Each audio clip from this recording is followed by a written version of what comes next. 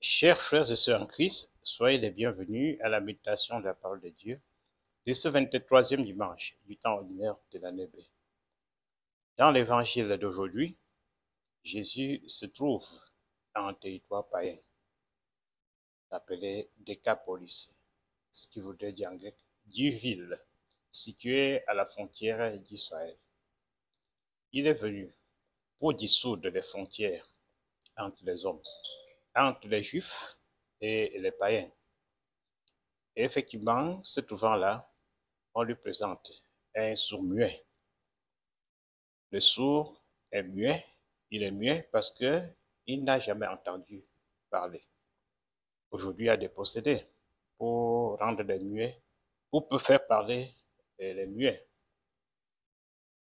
Et on peut faire une interprétation spirituelle de cette situation. Le sourd muet, c'est qui? C'est toi et moi. Nous qui n'écoutons pas la parole de Dieu. Et par conséquent, nous ne pouvons pas l'annoncer. Si on ne s'approprie pas la parole de Dieu, si on ne l'écoute pas, on est aussi incapable de l'annoncer. Donc, on lui présente ce sourd-muet, il le prend et le retire à part. Généralement, le Christ prononce seulement la parole et la guérison advient. Mais cette fois-ci, il va cracher et faire de la boue avec le crachat et mettre sur la langue de la personne sourd-muette et lui dire Ephata, ce qui voudrait dire ouvre-toi.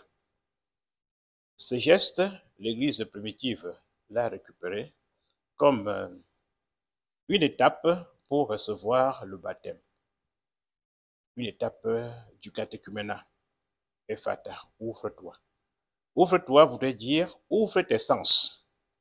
Ouvre tes sens pour voir les merveilles de Dieu, pour goûter les merveilles de Dieu, pour toucher les merveilles de Dieu. Et tant que tu as goûté, donc tant que les sens sont ouvertes, tant que les sens ont absorbé les merveilles de Dieu, tu ne peux que l'annoncer.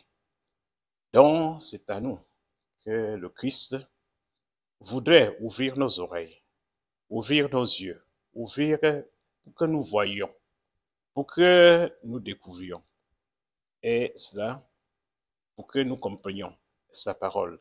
Et si nous l'avons compris, nous ne pouvons pas garder, c'est une bonne nouvelle, nous ne pouvons pas garder pour nous-mêmes. Nous ne devions que l'annoncer et témoigner. Il y a l'annonce, il y a le témoignage. Et dans la deuxième lecture, effectivement, Saint Jacques parle de cette dimension du témoignage. Alors, il nous dit de sortir aussi du paganisme. Vous voyez, nous disons qu'il est en territoire païen, nous devions aussi sortir du paganisme, c'est-à-dire des comportements et des mentalités païennes. Je donne un exemple.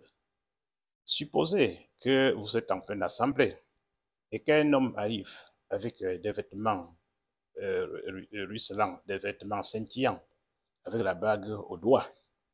Et un autre arrive étant en haillons. Qu'est-ce que vous allez faire? Vous allez tous avoir le regard sur cet homme bien habillé et vous allez lui céder le siège en disant assois-toi.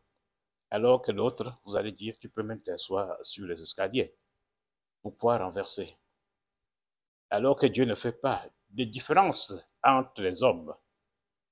C'est nos tendances païennes qui nous amènent à ce favoritisme. On pourrait peut-être voir autrement. À supposer que quelqu'un arrive, il est de ta famille, ou bien il est de ta connaissance, vous avez, et puis l'autre, qui tu ne connais pas, mais qui est beaucoup plus indigent. Qui est-ce que tu vas servir le premier? Donc, Saint Jacques s'élève contre ces favoritismes qui montrent ou qui dénotent nos paganismes et nous demande d'y sortir, ne pas faire la différence. Le Christ lui-même a la prédilection pour les pauvres. Et nous, chrétiens, nous devions lui emboîter le pas. Et notre Église fait-elle la différence? Même nous, les pasteurs, est-ce que nous le faisons? Les chrétiens, parfois, nous décrient parce que, des fois, on laisse l'enterrement des vieilles mamans, des vieux papas qui ont toujours avec nous, au catéchisme, lorsque nous sommes invités par les élites. Des fois, on a vu des curés se battre pour des gros corps, parce qu'ils veulent aller enterrer le gros corps. Le paganisme qui nous séduit. Nous devions faire attention. Nous devions changer. Donc, la conversion, c'est pour nous aussi chrétiens. C'est pas seulement pour les autres. Le paganisme continue aussi à subsister en nous.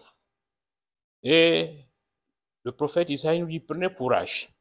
Oui, c'est difficile quand il y a déjà une mentalité ambiante d'y sortir. Mais ayons courage. Dieu qui a transformé la vie de Saint Paul, qui a transformé la vie de Saint Augustin, de Saint Matthieu, est toujours capable de nous transformer, de nous faire quitter le paganisme pour une vie de plus en plus digne de l'Évangile. Et la vie digne de l'Évangile élève les pauvres. Alors, la première lecture, effectivement, montre une prophétie pour dire que les déserts vont être inondés.